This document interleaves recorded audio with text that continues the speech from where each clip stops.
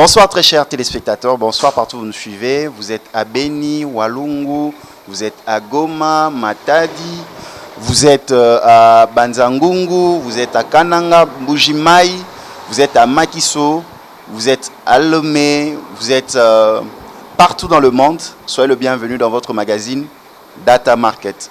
Ce soir, nous allons parler de l'entrepreneuriat et je vais vous présenter mon invité de ce soir, Marie Moussifou, qui est présidente du mouvement Action Jeune. Avec notre invité de ce soir, nous allons échanger sur l'entrepreneuriat et ses différentes facettes. Bonsoir, Marie. Bonsoir. Comment allez-vous? Je vais très bien. Et alors, Marie, les nouvelles, info l'oblige, vous êtes lauréate au trophée Mukendi Mbaye 2018, organisé le 21 septembre 2018 à l'hôtel de ville de Kinshasa. Quelles sont vos impressions par rapport à ce prix que vous avez reçu du chargé d'affaires de l'ambassade du Ghana ici en République démocratique du Congo? Non, mais sincèrement, premièrement, je pense d'abord que je félicite d'abord le comité organisateur parce que c'est pas facile de voir des personnes qui pensent à d'autres personnes, qui pensent à des personnes qui changent la vie des autres personnes. Alors pour moi, c'était vraiment un sentiment de joie. J'étais très heureuse de voir et cela m'a vraiment encouragée de faire mieux et d'aller plus loin. Marie, vous êtes présidente des jeunes, vous côtoyez les jeunes, mais est-ce que vous pensez que les jeunes aussi peuvent entreprendre, créer? Je pense que les jeunes doivent entreprendre. Pas peuvent entreprendre, mais doivent entreprendre parce que c'est une obligation. Vous savez très bien, je suis dans un pays où nous avons 89 millions de la population et plus de la moitié de la population congolaise est jeune. Donc c'est vraiment une très grande obligation pour nous d'entreprendre. Et non seulement ça, il faudrait savoir que nous avons 88 millions de terres arables non cultivées. Donc nous sommes dans l'obligation d'entreprendre en tant que jeunes. Marie, nous allons partir de votre expérience par rapport à l'emploi. Hein, parce que quand on parle de l'entrepreneuriat, que ce soit l'emploi classique, où vous avez un CV à aller déposer, est-ce que vous pouvez nous parler de votre parcours pour l'emploi? Comment ça a été jusqu'à devenir présidente et jusqu'à là où vous travaillez actuellement? D'abord, premièrement, je demande toujours aux jeunes de ne pas attendre un diplôme universitaire pour commencer à faire quelque chose ou à avoir un emploi. Parce que c'est très difficile d'avoir un emploi en République démocratique du Congo. Parce qu'on vous demandera 6 ans d'expérience, 5 ans d'expérience, 4 ans d'expérience. Et pourtant, toi, tu as passé 5 ans, 7 ans à l'université. Tu n'as appris que des choses assez théoriques. Dans la pratique, il n'y a rien. Tu ne sais pas d'abord faire les termes de référence pour des projets, des trucs assez spécifiques et techniques. Mais si déjà vous commencez à œuvrer dans un mouvement en tant que volontaire, dans des mouvements associatifs en tant que volontaire, cela vous donne une certaine expérience et cela vous ouvre des portes. Moi, personnellement, je commençais avec le monde associatif, comme je l'ai toujours dit, à l'âge de 15 ans. Ce n'est pas parce que mon père m'a boosté de le faire, parce que j'ai vu qu'autour de moi, il y avait un problème et je devais agir pour répondre au fait à ce problème, donner solution à ce problème. À l'âge de 15 ans, j'ai vécu dans une école où les filles étaient assez intelligentes, c'est ce qu'on nous disait. Les filles des docteurs Chaoumba, que je salue d'ailleurs en passant parce que c'est une très bonne école où on forme les élèves. J'étais dans une conférence, j'ai vu une femme de 18 ans, séropositive. Elle vivait dans un milieu où il n'y avait pas accès à l'information. Et je me suis dit, elle a eu les sida pas parce qu'elle était prostituée. Elle a eu les VIH-Sida parce que dans son milieu à elle, on ne lui avait jamais alors parlé du VIH-Sida. Combien de femmes, combien de jeunes filles qui sont dans ce milieu-là, qui n'ont jamais eu l'information, peuvent attraper également la même maladie, faute de connaissances. Je me suis levée dans mon quartier, j'ai pris un carnet et j'ai commencé à sensibiliser les filles. Aujourd'hui, nous étions à 2, à 3, à 4, à 5, demain à 10, à 20. Et du coup, on a commencé à former d'autres personnes et Dieu m'a fait grâce. Je suis arrivée au mouvement d'action de jeunes où je œuvre pendant beaucoup de temps et que je continue toujours. Mon mandat est encore en cours. Alors, quand je suis arrivée au mouvement d'action de jeunes, je suis arrivée en tant que volontaire parce que c'était un mouvement de volontaires. Il fallait venir pour changer la vie des autres personnes. C'est animé de cet esprit-là que je me suis dit qu'il fallait changer la vie des autres personnes, que pour écrire de projets, il fallait apprendre à faire des termes de référence. Vu que c'était un mouvement qui était, en tout cas, entre le mouvement d'une association très grande, l'ABF Andé. Dans l'ABF Andé, il y a un mouvement de volontaires. Et l'ABF Andé est une filiale d'une très grande fédération qui est au niveau régional. Et j'ai commencé en tant que membre. Je voyais des jeunes qui couraient derrière l'argent parce que lorsqu'on faisait des activités, on nous donnait 10 $ de transport. Et à l'époque, j'étais encore à l'université, tu vois un peu, donc il fallait aussi avoir un 10 $. Mais lorsqu'on nous donnait 5 $, les jeunes filles s'est fâchaient. D'autres se disaient, mais pourquoi est-ce que vous nous donnez 10 $? On aurait dû nous donner 5 $. Pourquoi est-ce que vous nous donnez 5 $? On aurait dû nous donner 10 $. Et ils couraient derrière l'argent d'autres jeunes. Et pourtant, moi, je courais derrière les ambitions. Je courais derrière le changement. Je voulais un monde meilleur. En courant derrière un monde meilleur, je voulais apprendre pour y arriver. Alors, pour apprendre pour y arriver, il fallait des aînés à côté de moi. Des personnes qui regardaient en moi en disant que non, cette fille ne court pas derrière un 10 $ qui peut s'épuiser facilement, mais court derrière des idées. Et c'est comme ça qu'on m'a appris à faire des termes de référence. On m'a appris à présenter un projet. On m'a appris à mobiliser des fonds pour changer la vie des autres personnes. Et moi, j'étais beaucoup plus attachée à la partie technique qu'à la partie financière. Et c'est comme ça que j'ai appris beaucoup de choses et on a commencé à m'envoyer à suivre des formations ça et là. Et je vous assure qu'en étant volontaire, j'ai beaucoup voyagé et j'ai appris beaucoup de choses à travers les mondes. Et après ça, au sortir de l'université, j'ai fait une année dans le mouvement associatif. Je suis arrivée au Kenya, à Nairobi. J'avais déjà beaucoup de connaissances et on m'a voté en tant que représentante adjointe de jeunes au niveau régional et j'ai commencé à défendre, à faire du lobbying, des plaidoyers au niveau régional. Et quelque temps après, j'ai commencé mon stage dans une agence des Nations Unies. 2 mois seulement de stage, 3 mois de stage. Je savais comment est-ce qu'on faisait les termes de référence, je savais comment est-ce qu'on mobilisait des fonds, je savais comment est-ce qu'on organisait des conférences parce que j'ai commencé dans un mouvement en tant que volontaire. Et puis, on m'a donné mon contrat en tant que point focal gender d'une agence des Nations Unies. Donc, ce n'est pas sorcier, mais il faut commencer quelque part. Il ne faut pas attendre de finir les études. Donc, Marie, selon toi, les mouvements associatifs bénévoles est un vivier où les jeunes peuvent capitaliser de l'expérience leur permettant à accéder à l'emploi ou facilement devenir entrepreneur. Je vous dis que pour moi, je pense que c'est le chemin obligé. Vous êtes symphorien aujourd'hui, vous êtes journaliste aujourd'hui, c'est parce que vous avez vu quelqu'un parler à la télévision, ça vous a peut-être inspiré, je ne connais pas votre histoire, mais vous étiez obligé de passer quelque part où on devait vous apprendre à tenir un micro, à poser des belles questions, à organiser une émission. Vous êtes passé par une formation. L'étape de la formation, on ne l'a pas à l'université. Parce qu'à l'université, moi, j'ai fait les droits. On m'a appris l'OCJ, on m'a appris les droits constitutionnels que je maîtrise.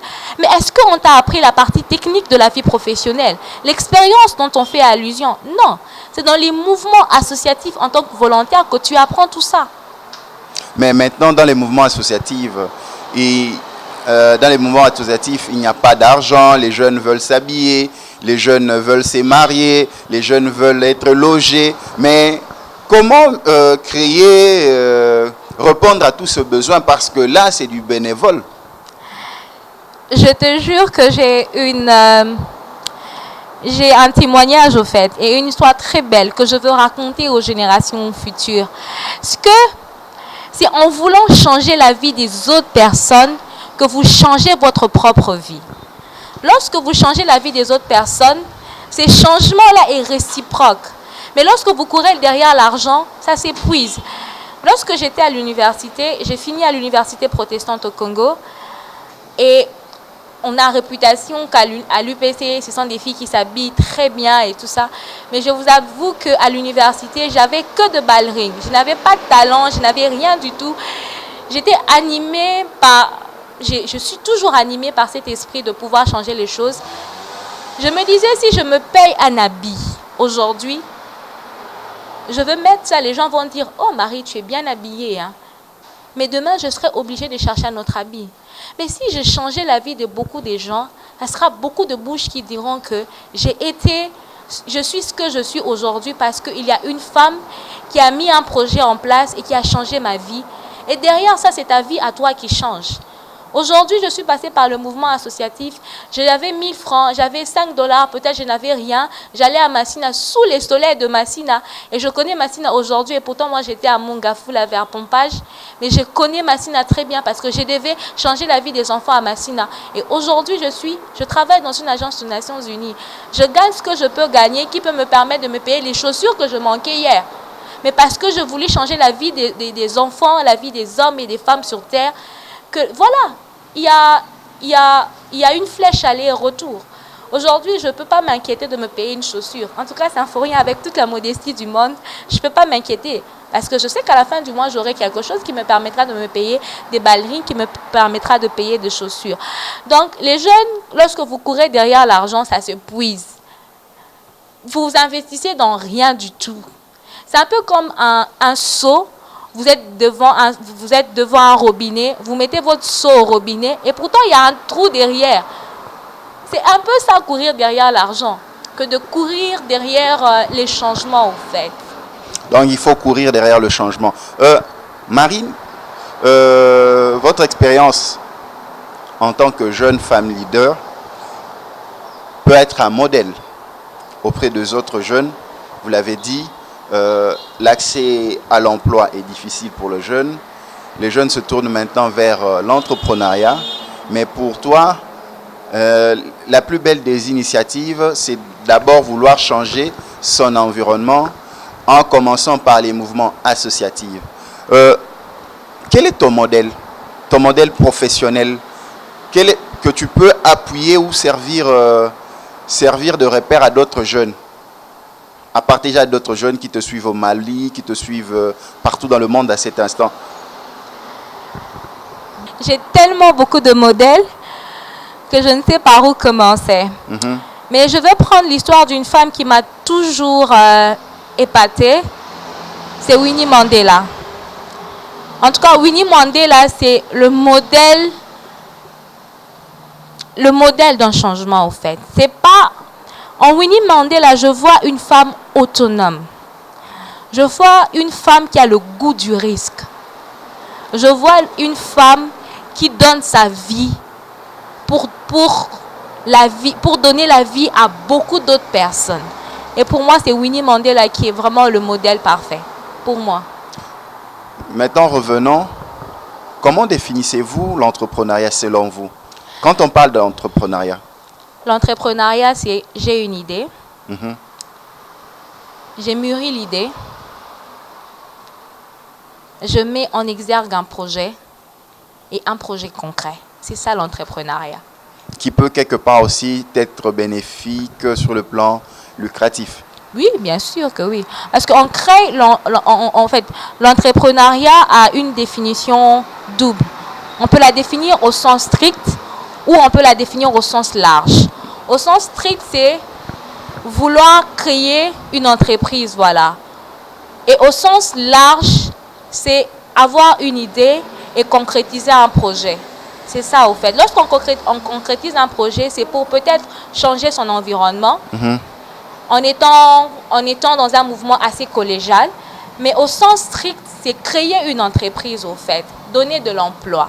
Il faudrait que je le dise ainsi. Et lorsqu'on crée une entreprise, c'est pour avoir le lucre, bien sûr. Et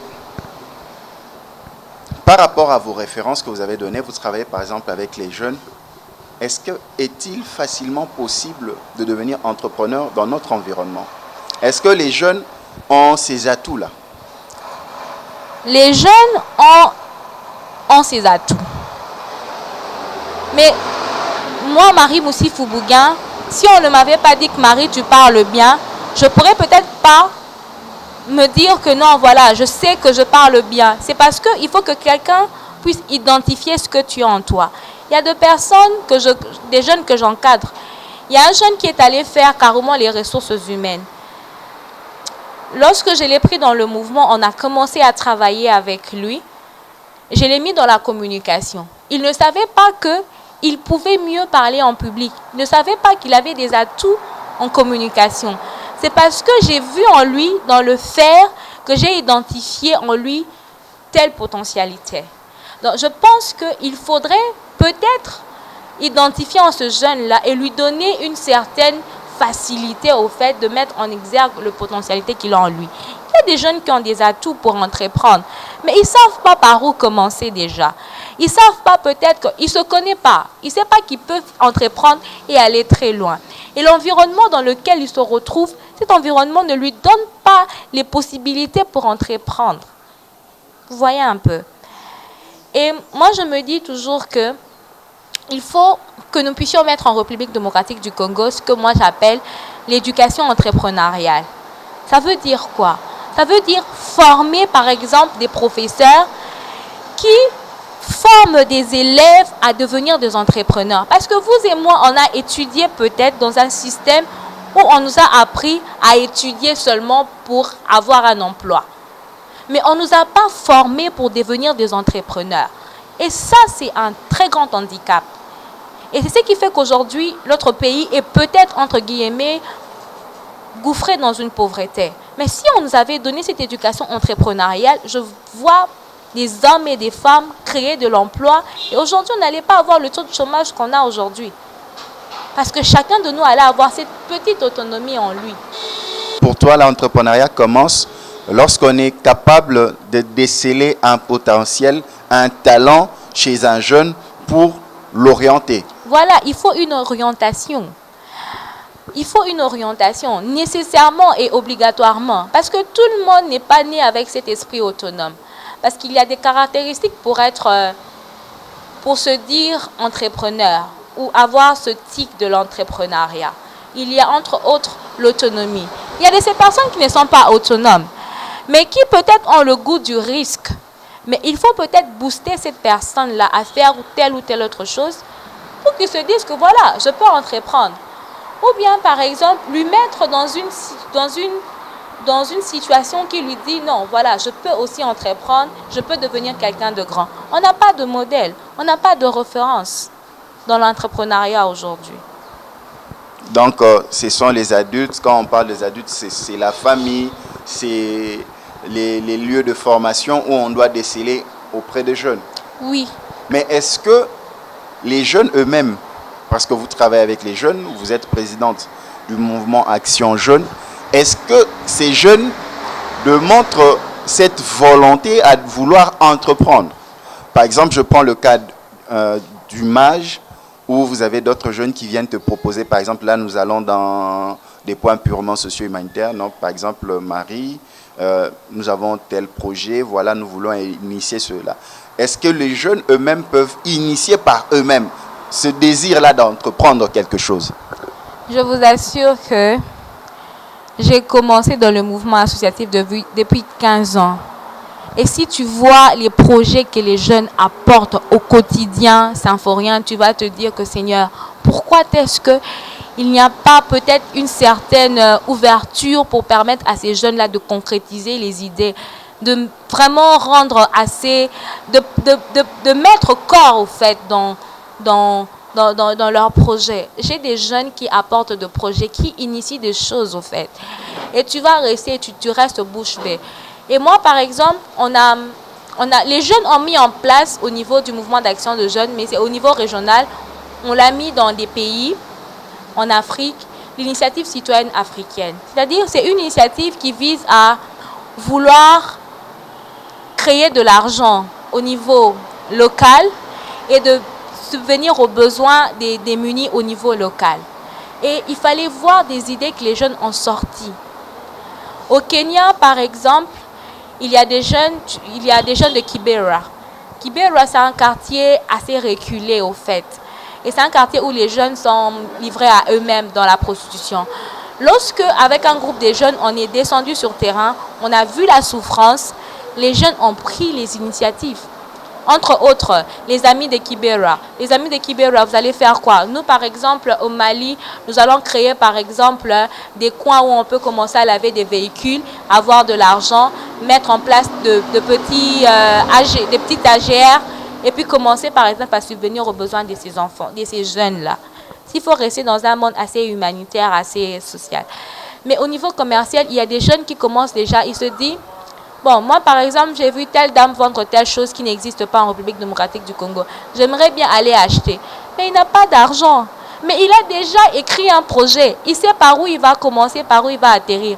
Mais il n'a pas assez de moyens. Il n'y a pas quelque chose, il n'y a pas une banque qui peut lui prêter de l'argent pour aller entreprendre. Tu vois un peu.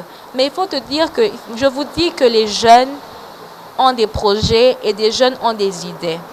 Mais sauf que peut-être on n'entend pas ces jeunes-là. On ne croit pas peut-être en eux. C'est ça le problème. Est-ce que ces jeunes aussi, ces livres, il y a des discussions sur le problème d'emploi, donc leurs rêves? Ils en discutent par exemple dans votre structure? Oui, oui. On en discute au point où on est allé discuter avec d'autres jeunes dans des coins reculés.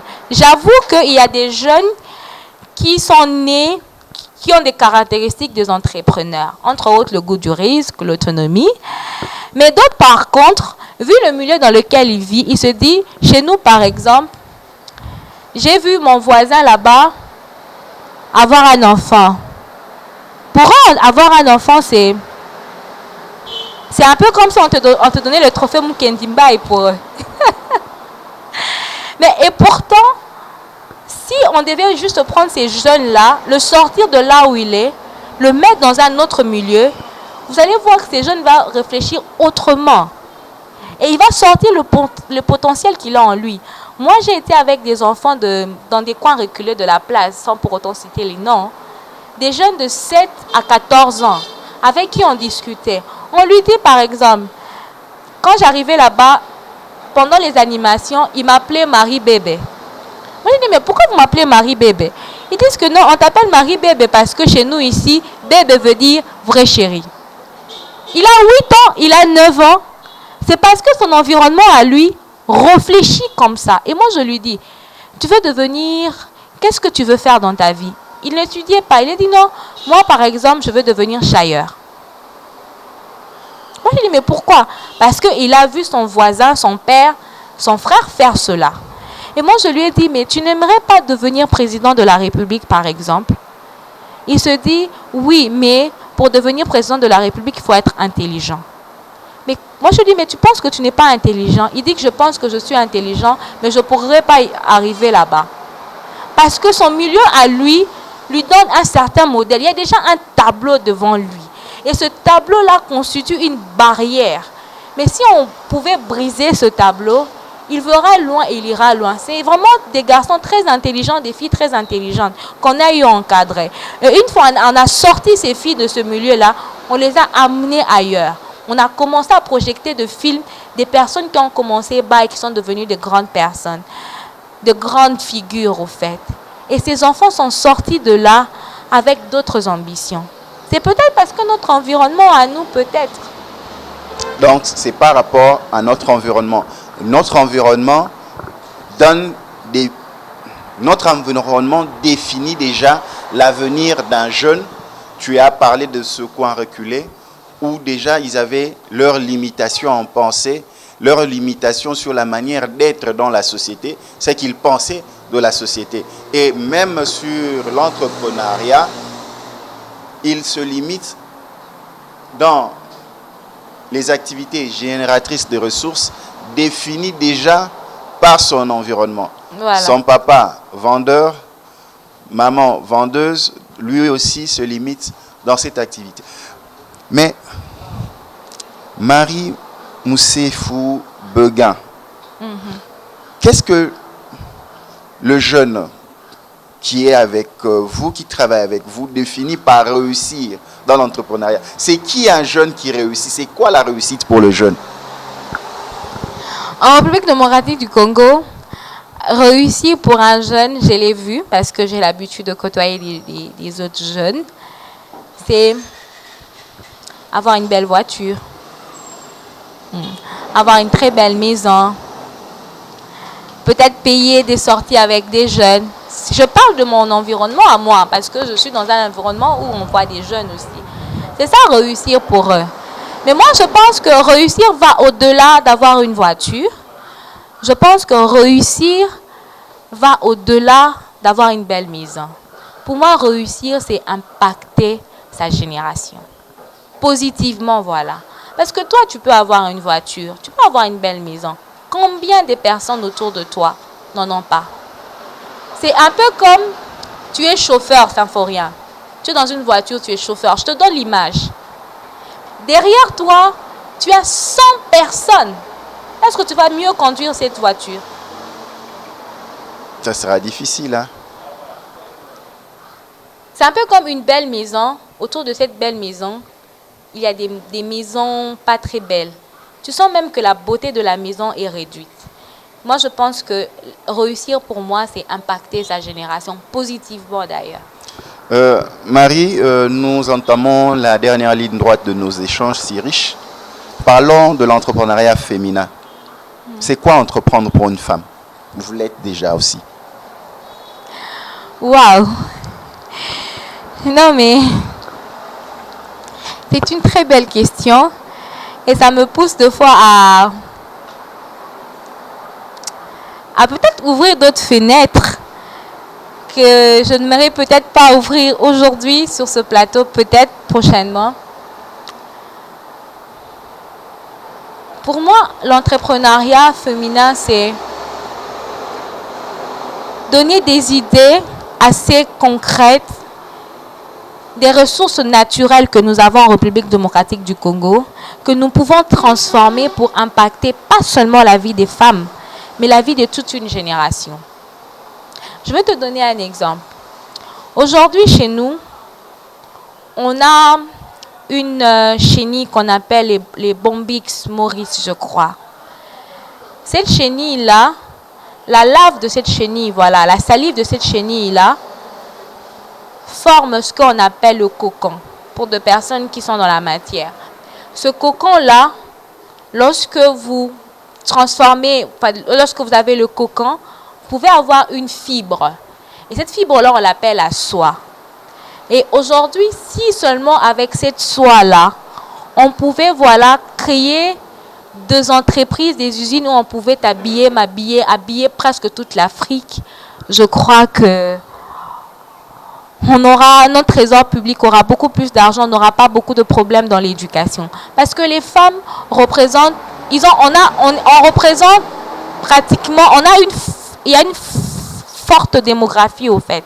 Les femmes sont nombreuses, plus que les hommes, ça c'est vrai. À peu près 53% selon certaines statistiques. Oui, mais si on pouvait regrouper une grande partie de femmes concentrées sur une AGR, une activité génératrice de revenus, comme celle que je viens de citer tantôt, la création d'habits, par exemple, à l'aide, par exemple, de la fibre qu'on appelle la soie, on pouvait pas seulement habiller le Congolais, on pouvait habiller toute l'Afrique et voir le monde entier, avec ça seulement. Est-ce que la femme peut détenir des très hautes responsabilités, je parle de la femme congolaise, hein, détenir oui, des très hautes responsabilités au sein d'une entreprise? Pourquoi pas? Pourquoi pas? C'est pas sorcier. Moi, j'ai vu des femmes, avec qui je suis au bureau, avec qui j'ai eu à parler une ou deux fois. Il y a une dame qui est chef d'entreprise je crois, Congo Call Center. Les deux dames qui ont mis Congo Call Center et les personnes qui ont mis Congo Call Center, ce ne sont pas des hommes, ce sont des femmes. Et ça marche bien. Et aujourd'hui, ils ont des contrats presque partout. Ce sont des modèles pour moi. Et ça marche bien. C'est deux femmes qui ont mis Congo Call Center.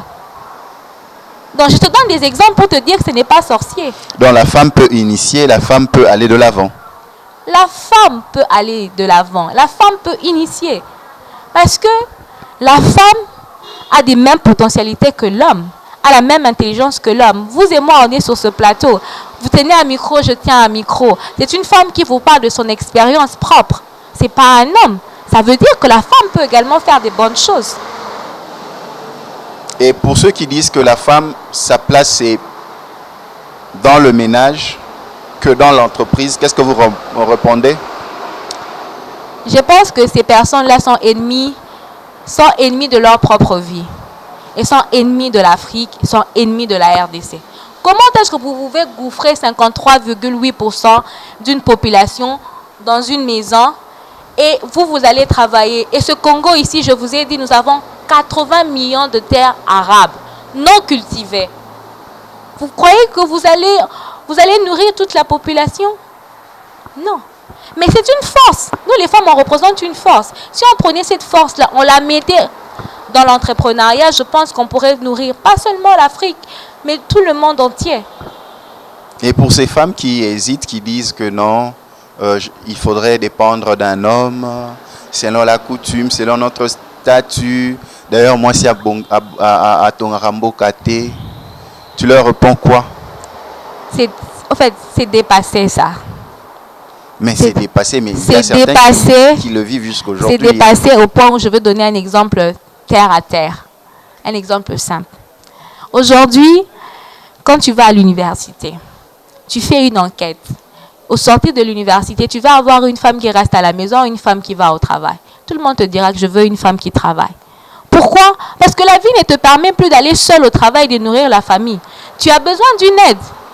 Tu as besoin de quelqu'un qui apporte 100 francs à la maison. Toi, tu apportes 200 francs ou 50 francs. On met ensemble, on nourrit notre famille. C'est impossible aujourd'hui de laisser les femmes à la maison. Même dans l'agriculture, même les personnes qui sont dans les milieux ruraux. Aujourd'hui, on a besoin de ces femmes-là qui vont au champ pour nourrir les familles, les foyers. C'est vraiment... En tout cas, la personne qui pense à ça, je ne sais pas, il est dans un monde assez dépassé. Et ceux qui disent que c'est à cause des sentiments de la femme, ça la déstabilise. Et entre eux-mêmes, les femmes, ils ne se soutiennent pas. Comment cette femme peut émerger dans l'entreprise? Vous verrez, tu as une nouvelle dans l'entreprise et d'autres femmes qui se liguent déjà en barrière. Les personnes qui disent ça, ils disent ça sur base de quoi? Est-ce qu'il y a des évidences? Est-ce qu'il y a des exemples? Moi, je n'aimerais pas mettre un avis sur quelque chose qui n'est pas assez évident. Est-ce qu'il y a un rapport, au fait, statistique qui prouve que les femmes ne soutiennent pas d'autres femmes? Par exemple, si je le prends sur le plan, par exemple, entre guillemets, sur le plan des élections, vous verrez qu'il y a moins de femmes qui ont voté pour les femmes.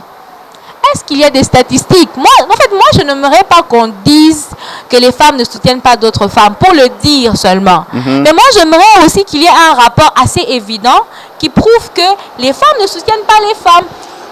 Parce qu'une certaine année, on est allé dans un coin reculé de la RDC pour faire un projet. Maintenant, il y avait des députés, on devait voter des députés candidats hommes et candidats femmes. Et les femmes qui étaient dans ce contrée-là vous disent, « Ah, tata, qu'on vote basi à moi pas si mais papa a député à kozwa à ko linga banana biso à ko salisa bandeko ya mibali ya basi na bango. » Bon, tu m'as donné un exemple assez concret. Hein? Voilà. Et moi, j'entre dans cette marmite-là. Parce que je ne veux pas aller entrer dans d'autres marmites. J'entre dans ta marmite à toi. Des femmes qui disent ça, ce sont des femmes qui sont dans un coin reculé, n'est-ce pas? Et il y a déjà un problème des normes, un problème d'us et coutumes. Ces femmes-là, on leur a présenté le modèle homme comme étant un modèle, comme étant le Superman de la société, comme étant les Superman du village. Mais et pourtant, si on prenait ces femmes-là, on les mettait dans un autre environnement, avec un autre tableau, elles verront les choses autrement. C'est un problème des changements de comportement. C'est un problème de changement des normes qui existent. Donc moi, je pense que ces femmes-là réfléchiront autrement si on présentait un autre tableau. On a présenté l'homme comme étant un Superman de la société. Pour elle, c'est l'homme qui peut faire ça, pas la femme. Marie Moussefou, qu'est-ce qu'il faut pour que la femme réussisse dans son entreprise? Quels sont les éléments et quelles sont les barrières à supprimer pour que la femme soit réellement autonome, entreprenne, parce qu'elle a prouvé que déjà dans le ménage, c'est elle qui tient le ménage. Or, la famille, c'est la cellule de base d'une nation. Et en tant qu'entrepreneur naturel, la femme l'est parce qu'elle est... Merci de le reconnaître. Qu'est-ce qu'il faut pour qu'aujourd'hui en RDC, qu'on ait plus de femmes directrices générales, qu'on ait des femmes à la tête des entreprises privées et publiques? Qu'est-ce qu'il faut? Toi, en tant que jeune, parce que tu as vu tes grandes-mères, tes mamans, et toi aujourd'hui, la jeune génération qui vient, scientifiquement bien formée, étant dans les associations, travaillant dans une des agences des Nations Unies, venant du vivier de cette base, par rapport à ce panorama que tu as, qu'est-ce qu'il faut pour que la femme aille de l'avant? Tu te dis, s'il y a ça, vraiment, en RDC, les femmes seront au top. Il y a une chose que je veux dire. Hein. Il ne faut pas d'abord commencer à travailler l'extérieur. Il faut travailler l'intérieur. Il faut faire comprendre aux femmes qu'elles peuvent changer les choses autour d'elles. Lorsque une femme se sent capable, lorsqu'un être humain, femme ou homme, se sent capable, comme on le dit, pouvoir se vouloir, lorsqu'elles se sentent capables, elles peuvent changer les choses autour d'elles. Mais autre chose, il faudrait que ces femmes puissent avoir cette autonomie dont on fait allusion. Le goût du risque, le goût du changement par exemple, la créativité. Et moi je crois que s'il y a des femmes par exemple qui sont déjà assez avancées par rapport à d'autres qui restent, ces femmes peuvent commencer à initier par exemple des séances de colloques par exemple pour booster les autres personnes, les influencer positivement au fait. Je pense que c'est ça. Marie Moussifou Beguin, c'est déjà la fin de notre entretien. Qu'est-ce que nous pouvons retenir de votre passage dans le magazine Data Market? Et avez-vous un message particulier à faire passer à tous nos téléspectateurs qui nous ont suivis à travers le monde? Symphorien, je suis une très grande amoureuse de l'Afrique. Je rêve d'une Afrique meilleure, d'une Afrique grande. Je dirais aux jeunes, aux femmes, aux hommes africains que le changement ne viendra pas de l'extérieur, mais viendra de l'intérieur. Si on veut mieux vivre, si on veut mieux dormir, si on veut mieux se réveiller, manger à notre propre faim, on doit se réveiller et entreprendre. J'ai dit qu'en République démocratique du Congo, on avait 80 millions de terres arables. Et ces 80 millions de terres arables peuvent nourrir toute l'Afrique. Et ça n'attend pas à ce que Dieu n'enverra pas la main du ciel jusque sur terre pour que nous puissions avoir à manger. Mais nous devons cultiver notre propre terre. Et nous devons travailler pour notre propre changement. Car les changements ne viendront jamais, jamais alors de l'extérieur que de l'intérieur.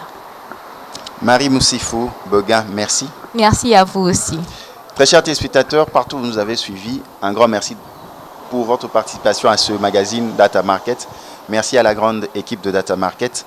Je vous dis à la prochaine. Ciao. Toujours à la même heure, même chaîne. Merci.